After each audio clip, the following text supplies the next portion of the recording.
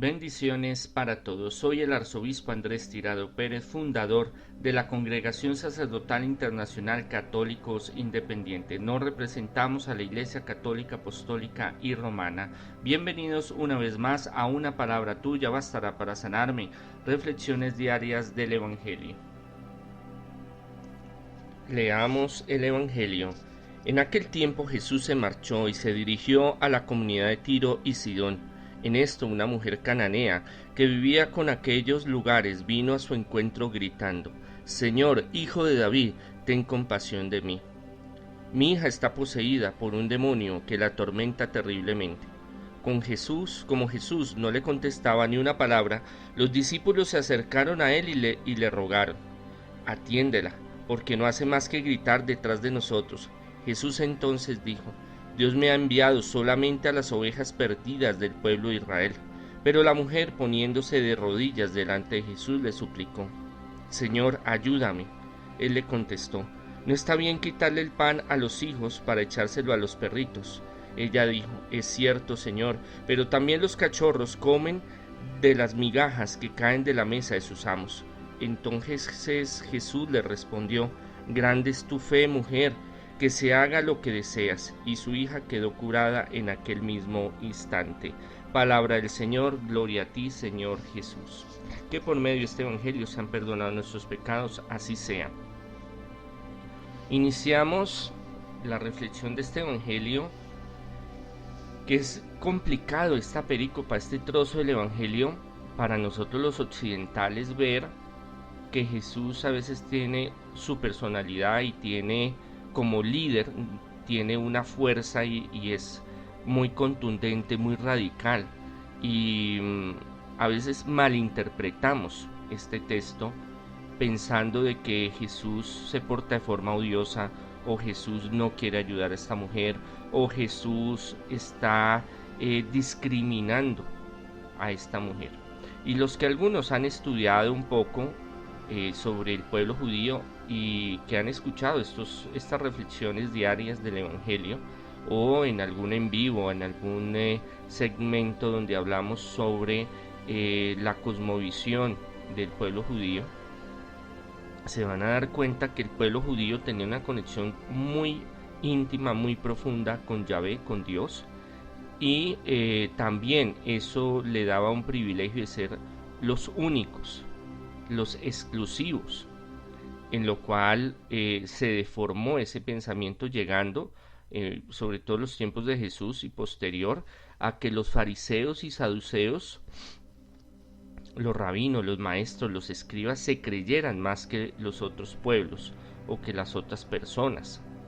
Sí, debemos de tener en cuenta que es el único pueblo que tiene ese contacto con Yahvé, es el único pueblo en ese instante, y a través de la historia del Mediterráneo y de los pueblos semíticas y del Oriente, que solo llegan a adorar a un solo Dios verdadero, a Elohim, a Yahvé, a Adonai, porque los demás pueblos simplemente tenían muchos dioses. Y en esto habla, Mateo nos habla que era cananea esta mujer, Lucas y Marcos nos hablan que era sirio-fenicia, y nos habla de que pertenecía a otro pueblo. Debemos de pensar de que debemos de comprender bien el contexto histórico, el contexto geográfico y el contexto teológico, y ver también cómo Jesús actuó. Y es un evangelio, esta perícopa, este trozo del evangelio fundamental en el cristianismo primitivo y sobre todo en San Pablo, y cuando va a iniciar ese proceso de expansión tan poderoso del cristianismo en el occidente. Y para entenderlo debemos de pensar de que Jesús llega al pueblo judío porque es el pueblo judío el que tiene esa conexión con Dios, es el único pueblo. Por eso Él llega a este pueblo, porque este pueblo es el que conoce realmente de la presencia, se ha manifestado el Señor a este pueblo. Él hubiera podido nacer en otro pueblo, pero no hubiera el avance teológico o el avance de contacto espiritual que este pueblo tenía con el Dios verdadero. Ya las otras religiones minimalistas, religiones triviales y demás, y otras religiones ya establecidas, tenían un sistema muy diferente, donde aunque fueran paralelos y se dieran cosas muy similares, al judaísmo no era igual. O sea, la concepción de un solo Dios verdadero fue algo que se desarrolló a través de muchos años y era muy novedoso, y fue extraordinario llegar a ese encuentro que el mismo Dios se lo presenta al pueblo judío y el pueblo judío lo recibe. Esa es otra medida muy importante. Primero, que viene del contacto, viene de los pueblos originarios de la tierra, y porque ellos lo reciben y lo siguen. Entonces es algo muy importante. En otros, como Ra en el sol radiante en Egipto, como Marduk en Babilonia y otros pueblos, tenían algunos paralelismos, pero no llegaban a ser igual. Y el pueblo no lo recibía como lo recibió el pueblo judío, por tener ese estrecho vínculo de encuentro personal con Dios, de todo un proceso histórico y un proceso geográfico y teológico, es que se da la apertura de salvar a la humanidad llegando Jesús a este pueblo. Es un pueblo elegido, un pueblo consagrado, pero un pueblo rebelde que a lo último rechaza a Jesús y rechaza la salvación. Entonces es algo importante que tenemos que tener presente de por qué Jesús llega al pueblo judío. Esto ya es un análisis, un desarrollo de mi propia cosecha, pero varios teólogos e historiadores y exégetas están de acuerdo conmigo. Entonces, para entender un poco la forma en que Jesús actuó, porque de abuelo de pájaro a primera vista vemos que Jesús es odioso, vemos que Jesús es racista, vemos que Jesús es fundamentalista, estamos viendo cómo Jesús está excluyendo a la gente. Entonces vamos a decir, bueno, pero si Él vino a salvar a la humanidad y Él vino a dar su vida por todos nosotros, ¿cómo así? No, hay que entender el contexto en su tiempo, en su espacio. Volvamos a leer el Evangelio. En aquel tiempo Jesús se marchó y se dirigió a la comarca de Tiro y Sidón, o sea, a los límites de Judea, de Israel. En esto, una mujer cananea, como decíamos, Mateo, Marco y Lucas le dan diferentes situación o contexto geográfico. El hecho es que esta mujer era de otro país, era de otra cultura y de otra religión.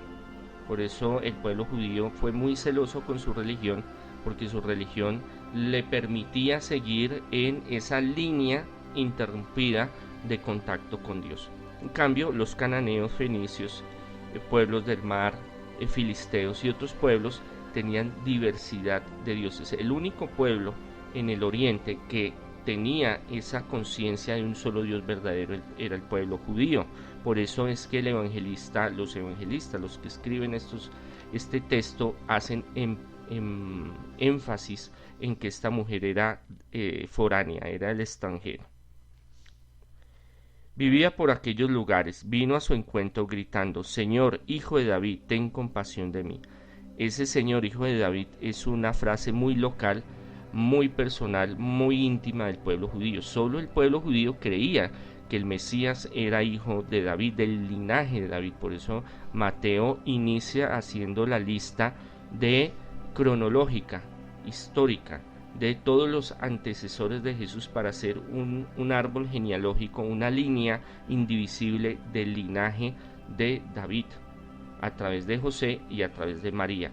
La línea de María es diferente a la de José, pero se habla apócrifamente en textos fuera del canon bíblico, de que la Virgen María, o por tradición de la iglesia, también era de una casta davínica, un poco inferior a la de José, pero que venía de esa misma casta. Entonces, por ende, genéticamente, moralmente, adoptivamente, Jesús traía ese gen de la casta. Tenemos relación genética. Entonces, eso es algo importante de tener presente. Ten misericordia de mí, hija, de mi hija está poseída por un demonio que la atormenta terriblemente. Ella hace este análisis, pero no hay pruebas de que realmente fuera una posesión. Puede ser que sí, los antiguos sabían discriminar cuando era una posesión, una enfermedad, pero había límites donde, igual en la actualidad, donde hasta que no se haga un estudio muy profundo no se puede determinar realmente si fuera una posesión, o si fuera una vejación, si era un espíritu que no estaba adentro, o si la niña sufría alguna enfermedad, o en algunos especialistas hablan de que sufría epilepsia. Pero cualquiera de estas anteriores denota de que es una mujer que insiste, esto es algo muy importante que tenemos que tener presente, insiste en buscar a Jesús, sabiendo de que ella no pertenece a la comunidad judía, sabiendo que ella tiene otras creencias y cree de otra forma, pero como ha escuchado todo lo que Jesús ha hecho, o sea, la fama de Jesús trascendió fronteras, fue a muchos lugares, por un gran sanador y un gran liberador y un gran predicador. Esta mujer, ya después de agotar todas las opciones que había en su alrededor, médicos, sacerdotes, espiritual, toda la ayuda que pudiera haber conseguido, porque cuando uno tiene un hijo enfermo hace lo que sea, el último recurso era Jesús. Por eso esta mujer lo sigue, por eso esta mujer lo busca, por eso esta mujer insiste. Como Jesús no le contestaba ni una palabra, los discípulos se acercaron a él y le rogaron: atiéndela. En algunas versiones es despáchala. ¿Qué quiere decir eso? De que le pusiera cuidado. ¿Por qué? Porque ellos estaban desesperados y le daba primero pesar de ella ver cómo gritaba, y pues obviamente varios de los apóstoles tenían en ese momento su familia, hijos, familia, primos, hermanos, bueno, en fin, y obviamente pues esto es muy muy fuerte, ver que una madre está gritando desesperada porque quiere que atiendan a su hija. Entonces ellos, por esa súplica, Jesús toma una actitud de ignorar lo que está pasando, no porque no supiera lo que estuviera sucediendo, lo que está pasando, sino porque Él está esperando qué va a suceder, hasta dónde van las cosas. Es una forma muy semítica, es una forma muy del estilo de Jesús, esperar a ver qué sucede. Él lo toma todo con calma, Él no se apresura, Él no sufre de apasionamientos inmediatos, solo en algunos pasajes bíblicos y en algunos momentos de exaltación, pero en la mayoría de su predicación, en la mayoría de su misión, Él espera a ver qué sucede. Esa es la espera de Dios. Dios espera siempre cuál es la actitud que nosotros vamos a tener. Entonces eso es algo muy importante que debemos de analizar y de tener presente, que es la constancia y qué es lo que nosotros vamos a hacer. Y Dios espera siempre qué es lo que vamos a hacer para Él actuar. Atiéndela, porque no hace más que gritar detrás de nosotros. Jesús le contestó. Jesús entonces les dijo: Dios me ha enviado solamente a las ovejas perdidas del pueblo de Israel. Entonces escuchamos esta frase, nos pasa como un corrientazo por la espalda, un frío por la espalda, porque decimos, no, entonces los únicos es Israel y los demás estamos perdidos. Pero en este contexto, Él no está hablando solamente de que Él viene y solamente, o su prioridad solamente es el pueblo judío, sino que lo primero que Él va a hacer es algo que se llama un orden. Cuando Dios crea el universo desde el número 1 hasta el número 7, desde el principio, desde el primer día del número 7, es organizar. A veces pensamos que es un tiempo cronológico, 1000, 2000, 5000, 10.000 años, un día, 2 días, no. Nada tiene que ver, porque el tiempo para Dios no es igual al de los seres humanos. ni al del universo. Es muy diferente. Para él no existe el tiempo. Entonces, él les está dando la razón de que él primero está atendiendo a los que están ahí al lado de él. ¿Y quiénes son? Judíos. Dios me ha enviado solamente a las ovejas perdidas del pueblo de Israel. Pero la mujer, poniéndose de rodillas delante de Jesús, le suplicó: Señor, ayúdame. Para uno llegar a arrodillarse a una persona y a suplicarle, porque Jesús estaba esperando qué iba a suceder, a ver hasta dónde llegaba. Era una mujer desesperada, gritaba. Jesús sabía la situación, porque él todo lo sabe, pero él estaba esperando. Eso pasa igual con la mujer de la fuente de agua, cuando él va y le dice: dame de beber, y dice: Señor, pero eh, no soy del pueblo judío, nosotros somos aparte. Y bueno, y se da todo el relato donde Jesús le dice: usted estuvo casada con varios, usted esto, y bueno, en fin. Entonces él sabía que era lo que estaba sucediendo. Para que la mujer se arrodillara era porque ella tenía esa plena seguridad y esa certeza que él la podía sanar y liberar. Ella tenía claro, era una revelación, que ella tenía una seguridad.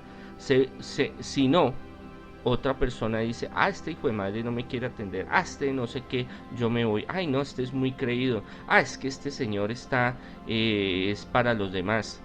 No, ella humildemente insistió. Entonces, la perseverancia es muy importante.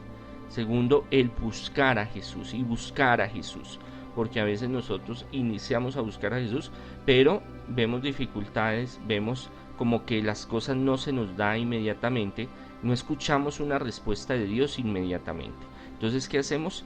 Nos sentimos decepcionados o frustrados, o nos sentimos necios de que no responda a nuestros caprichos, a lo que yo quiero. Entonces termino dejando las cosas botadas y a medias. Jesús y Dios, el Padre, el Hijo, el Espíritu Santo, muchas veces habla en el silencio, habla en lo que está sucediendo. O sea, a veces está en silencio total y uno no sabe qué hacer ni para dónde ir, pero uno debe de perseverar, o sea, insistir, porque Dios mira mucho la voluntad, qué es lo que hay dentro de nuestro corazón. Y esto es lo que esta mujer va a representar en la historia del cristianismo primitivo, y los grandes padres de la iglesia la van a tomar como modelo de lucha, modelo de transformación, modelo también para los gentiles, o sea, los paganos, los que no están alineados con el pueblo judío, pero que Jesús vino también a dar vida y vida en abundancia, y a llevar el mensaje de salvación a los confines de la tierra. Entonces es algo muy importante de entender la actitud de ella, humilde. Eso es muy importante, la humildad, la constancia, la perseverancia, la fe, la seguridad de que Jesús tiene ese poder. Si ella no tuviera esa seguridad, ella no se le arrodilla. Y le suplicó: Señor, ayúdame. Ya sabemos que la palabra Señor es no solo de Señor importante, sino de Salvador, de Dios con nosotros. Por eso el evangelista lo utiliza. Él le contestó: no está bien quitarle el pan a los hijos para echárselos a los perritos. Ella dijo: es cierto, Señor, pero también los cachorros comen las migajas que caen de la mesa de sus amos. No está bien quitarle el pan a los hijos para echárselos a los perros. Esta es una frase muy fuerte, muy discriminatoria desde el pensamiento occidental, pero para el pensamiento oriental era muy frecuente, era algo muy normal, convivían con los animales eran muy preciados, tanto los gatos como los perros en el pueblo judío, y lo primero que se hacía era, por orden de importancia en su mesa del judío, el padre de familia, dar primero el alimento a los más importantes, y por orden a los menos importantes, y por último a los perritos. El perro era un símbolo muy importante en el pueblo judío, donde tiene una conexión muy importante con fidelidad, con servicio, con el trabajo diario. No es tanto como la visión occidental de humanizarlos, como el bebé de la casa, sino como un animal que nos sirve para las tareas diarias, pero que tiene una conexión también especial con los dueños de la casa. Pero era responsabilidad del dueño de la casa también alimentar a los animales y a los perritos, porque las mascotas domésticas eran los más cercanos al hogar, eran los que podían estar más cerca que otros animales comunes, o animales de granja o animales que utilizaban para las tareas diarias. Entonces es importante entender eso. Entonces el que está diciendo, no está bien quitarle el pan a los hijos para echárselo a los perritos. También la palabra perritos se utilizaba como en el ámbito judío como inferiores a los gentiles, o como los que adoraban otros dioses, otras culturas, otros que no eran de la misma estirpe o linaje, que era muy común utilizarlo en el lenguaje judío. No era un discriminatorio, o sea, era una palabra muy grave en ese momento, no era una palabra común. Y él está diciendo, no es que no se le diera alimento, o sea, no es que no se diera ayuda, sino que él primero tenía que evacuar a lo que él estaba, primero la misión que él estaba haciendo. Ella le dice, es cierto, señor, o sea, ella está reconociendo de que de donde ella viene, o las tradiciones que ella tiene, pues no son las mismas. ¿Por qué? Porque el pueblo judío viene de esa relación directamente con Dios. Pero le dice, Señor, pero también los cachorros comen las migajas que caen de la mesa de sus amos. Es un encuentro donde ella se abre totalmente a Jesús y le reconoce su grandeza como Señor y Salvador, y que también ella necesita de esa misericordia. Llena de pecados, llena de imperfecciones, llena de cultos a otros dioses, y en fin, pero que ella también confía y cree en su poder.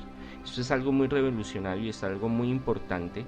¿Por qué? Porque debemos de entender que anteriormente Jesús venía de muchos lugares misionando, Galilea, Judea, Cafarnaún, haciendo milagros, pero esta gente, muchos no creían en su poder, aún en Belén, aún en Galilea, aún en Nazaret, dudaban mucho de que fuera el Mesías, no creían que era el Mesías, dudaban de sus poderes, por eso, de sus milagros, por eso pedían señales, los fariseos saduceos, extraordinarias para creer en él, porque aunque ya había hecho milagros extraordinarios, ellos no querían creer, o sea, ellos están cerrados, cegados de que él no era el Mesías.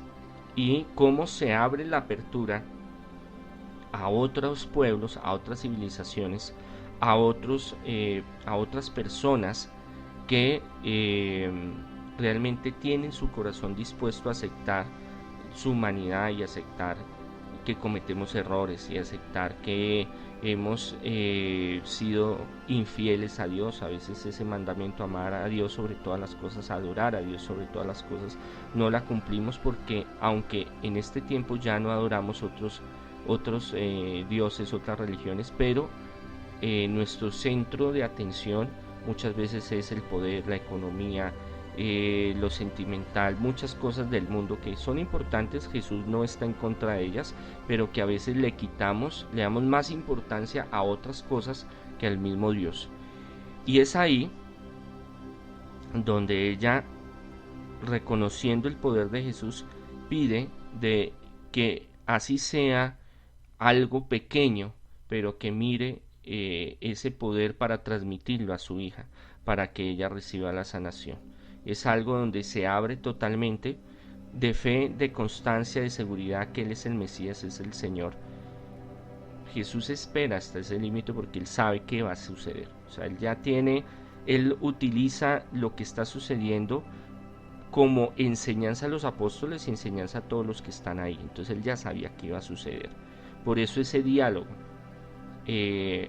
aunque muy fundamentalista, y aunque desde el ámbito occidental lo vemos como muy radical y muy racista, si lo podemos llamar de esa forma, en el fondo no lo es, ¿Por qué? Porque si él realmente no quisiera ayudar a esta mujer, desde el principio le hubiera dicho a los apóstoles, miren este análisis, desde el principio le hubiera dicho a los apóstoles, sáquenme esa vieja de acá, yo no quiero nada con esa vieja no es del grupo de nosotros, ella no es judía, que se largue. Lo que tienen es un diálogo donde hablan y explica a Jesús y les enseña a los apóstoles de que hay una prioridad que es el pueblo judío, vienen al pueblo judío, pero que no solo ahí se queda la misión de Jesús, la misión de Dios de salvar a la humanidad. Y esto va a ser muy importante para el crecimiento del cristianismo primitivo. San Pablo y todas las comunidades que se van a desarrollar y todo lo que los apóstoles hacen en diferentes lugares. Por eso ellos salen, no se quedan solo ahí, en Jerusalén, en Israel. Porque Dios tiene un propósito mucho más extenso, mucho más profundo. Y a través de este ejemplo de esta mujer que se humilla para reconocerlo como Señor dador de vida y que tiene el poder, y sabiendo y reconociendo de que hay una imperfección en ella al ser de un pueblo que no es un pueblo consagrado a Dios, pero que pide y suplica así sea un poco de esa misericordia llegue a ella y a su hija. ¿Qué hace Jesús? Hace algo extraordinario, el cual es muy cuestionado por los judíos, que es transmitir ese poder, esa sanación, esa liberación, como Dios hacer este milagro, que lo va a hacer en otros también que no son judíos, para traer esa salvación, esa sanación y esa liberación a esta mujer y a su hija. Y hace algo maravilloso, que es exaltar su fe. O sea, la premia, le da la sanación, hace un milagro extraordinario en la hija de ella, pero la muestra como modelo. Y esto es algo muy insultante para los judíos tradicionales, porque para ellos se sienten más grandes e importantes que los demás. Y entonces Jesús los está poniendo al mismo nivel, porque le dice, grande es tu fe, mujer. O sea, grande es tu fe. Le está diciendo que ella cree totalmente en él y que él tiene el poder para sanarla. Y que su fe es grande. Venimos de momentos donde Jesús a veces a los apóstoles les dice, o a varios les dice, tienen poca fe, o su fe es muy poca, o hay que trabajar más en la fe. Pero en esta mujer, sin tener ese contacto, estar con Jesús, sin tener todo ese bagaje teológico histórico del pueblo de Israel, su fe es extraordinaria, su fe es revelada por Dios, tiene una seguridad total de que Jesús va a transmitir esa fuerza, ese poder, ese milagro a ella. Y la exalta Jesús, grande es tu fe. Le está dando esa certeza y está usándola como modelo y como ejemplo para los apóstoles y para todos los que están alrededor y al pueblo judío, de cómo debe de vivirse, de que la fe trasciende hasta el ADN, la fe trasciende hasta las líneas de sangre, porque para el judío, si usted nace judío y tiene sangre judía, es judío, si no, no. O sea, si no, no se puede salvar, entonces está rechazado por Dios. Entonces Jesús empieza a cambiar todo ese sistema y que lo va a retomar los apóstoles para que la salvación sea universal. Que se haga lo que has deseado. Y su hija quedó curada en aquel mismo instante. Hay muchas tradiciones, y en las homilías clementinas, que son textos apócrifos, podríamos llamar así, o complementarios, habla de muchas cosas que sucedieron con esa mujer. Pero el hecho es que se da un milagro a distancia, o sea que el poder de Dios trasciende el tiempo, la distancia, los factores, la religión, el ADN, trasciende todo. O sea, para los milagros de Dios no hay nada imposible. Y ella quedó sana. ¿Sana de qué? Ella nos decía que era una posesión, seguramente ya la habían revisado algunos en su tierra, porque exorcistas había, o conocimientos sobre los demonios en muchas culturas. Pero no sabemos en realidad, porque el Evangelio no nos profundiza más si era de qué tipo de posesión, si era una vejación, si era un espíritu que llegaba y la molestaba, o si tenía dentro del demonio una posesión, o si era una enfermedad, o si era una epilepsia, o si pudo haber sido muchas cosas. Lo importante no era qué fue, qué era lo que sucedía, sino que quedó sanada inmediatamente. Reconoce su fe el Señor, esa seguridad en ella y la pone como ejemplo, y segundo, hace un milagro a distancia poderosísimo. Tanto así de que hay el relato del Evangelio lo escribe de que tiempo después se supo de que la niña, de la hija de esta mujer quedó sana. Gloria al Señor. Pensemos que para Dios no hay nada imposible y trabajemos todas estas cualidades que esta mujer luchó, perseveró, tenía su certeza, la humildad ante el Señor, la fe total en el Señor a pesar de sus impedimentos, a pesar de sus imperfecciones, y que Dios ve su fe, la pone como ejemplo, la valora y hace un milagro a distancia poderosísimo.